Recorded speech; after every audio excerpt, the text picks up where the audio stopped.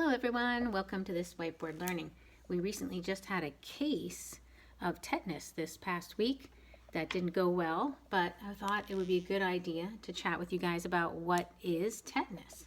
So tetanus is a syndrome from a toxin that's created by a bacteria that is Clostridium tetani is the name of it. Now Clostridium you may recognize because we talk about clostridial diarrhea.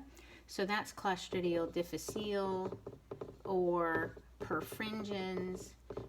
Those are generally the kinds that are in a gut, and that can cause diarrhea, and that can cause the syndromes that you hear about, like for when you're on a cruise ship and you get sick, and Clostridia.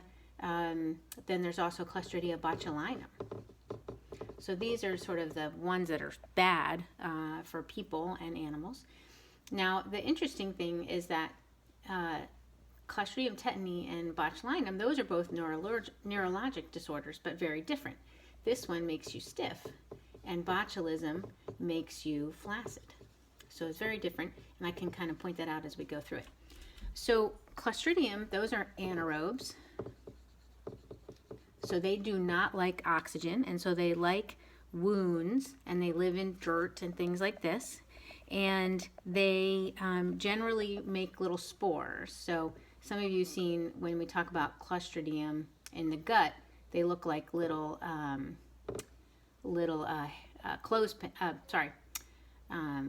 paper clips. I knew I would get it. Well, Clostridium tetani generally look like rods, but when they're sporulating, they form a little paddle at the end. And then where they can release more bacteria or they can release toxin. And that's one of the things that Clostridium are very well known for, is that when they are budding and sporulating, they release a toxin. And so what'll happen with not gut ones, with botulism, and although botulism can be in food as well, but with tetanus, the bacteria, you'll have a wound, a break in the skin. And it has to be pretty deep where there won't be a lot of oxygen. So low oxygen down here. So the nail, the rusty nail, will go in and it'll inoculate, and then it'll go back out and it'll be all gone. And you'll be left with a sealed wound and the bacteria all in here. And they will explode and release more bacteria and toxin. Now, as that kind of grows and grows, if you had antibiotics and cleaned the wound, that would clean it out and you wouldn't get tetanus. But over the course of about a week, what may happen is that these little bacteria will then produce enough toxin that they can get into the bloodstream. And the bloodstream can then carry them to a muscle. So what will happen is there'll be a muscle nearby with fibers, and then there'll be a nerve that innervates that, and that will go up into your spinal cord. So I'm going to draw the spinal cord. And so what will actually happen is, as those travel, it's called tetanospasmin. Isn't that weird? Tetanospasmin. That's the name of the toxin. It will get out of this wound, get through the bloodstream, get to a nerve in a muscle somewhere, and it actually will travel up. I'm going to do that in red. Travel up the nerve to your spinal cord. And your spinal cord, and I'm going to draw a little brain here, and your cerebellum. So it gets up to your spinal cord. Now, by the time this happens, there's not a ton you can do to prevent things. The weird thing is botulism works right here. It stops here, but not tetanus. Tetanus toxin goes up here, and in your spinal cord, that nerve body, it lives. So let's make that bigger here. So that nerve body is coming up, and it's got a nucleus here, and then it's got its presynapse. So the spinal cord is telling it what to do. So we'll give it some little dendrites.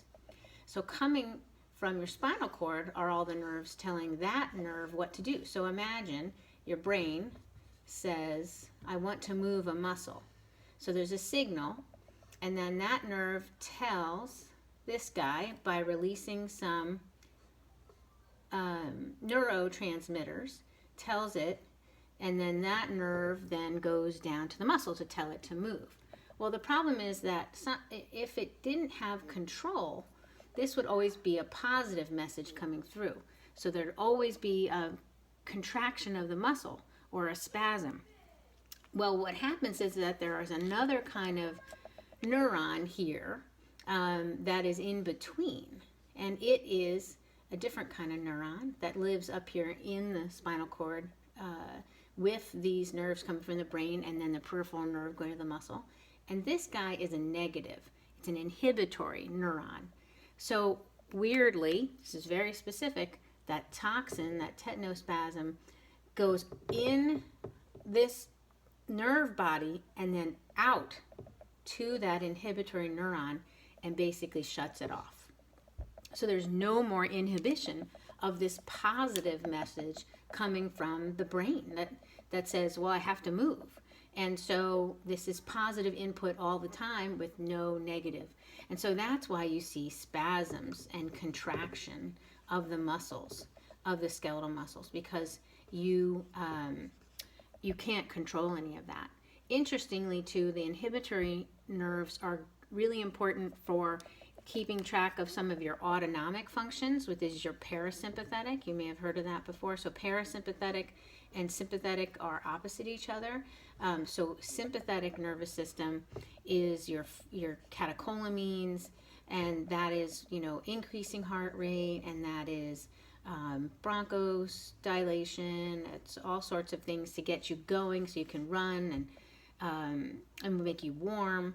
And then your parasympathetic is when you're sleeping, low heart rate, low blood pressure, things like that. With the inhibition gone, it actually affects these, and you can have what are called autonomic storms, where your heart rate will race, and you'll have a fever, and then it'll drop.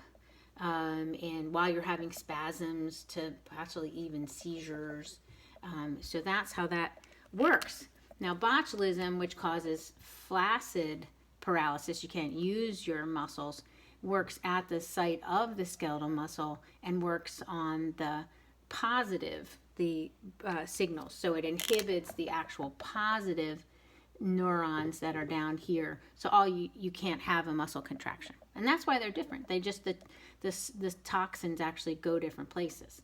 So if you catch this disease while the toxin is still up here and not released into the central nervous system yet, you can give antitoxin. And there's a human one, and then there's a horse one.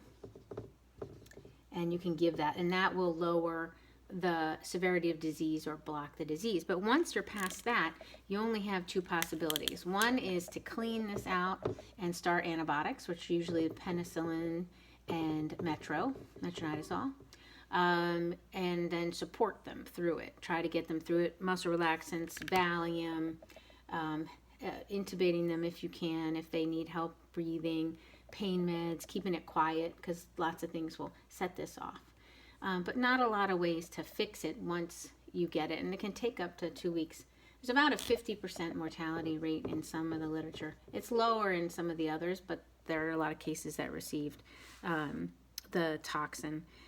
So, obviously with some of this stuff, you are at risk for aspiration pneumonia, and you're at risk for other side effects and terrible pain. So haven't seen a whole lot of dogs. Why haven't I seen a whole lot of dogs? Well, dogs and cats are not as sensitive as humans and horses. So humans and horses are very sensitive to tetanus. And so a dog is 600 times less sensitive than a horse to getting tetanus.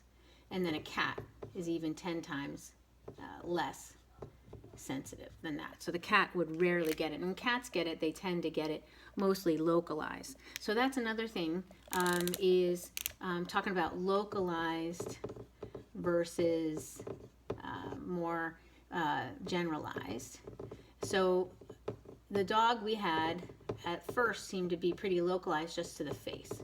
And usually it is the area closest to the wound. So if you get a stick in the mouth, that's where it's going to be. But if it's on your paw, then it might be your legs, things like that. Generalized in your whole body has the stiffness and the sawhorse stance dogs will have, and then the sardonic grin where their face is pulled back, things like that. If you get to generalized, the prognosis is worse than if it's localized. So I hope that explains a little bit about what happens. It's a pretty interesting toxin. Pretty rare that we see one. I've seen 3 to 4 dog cases in 20 some years, so not very common. Okay, I hope that helps.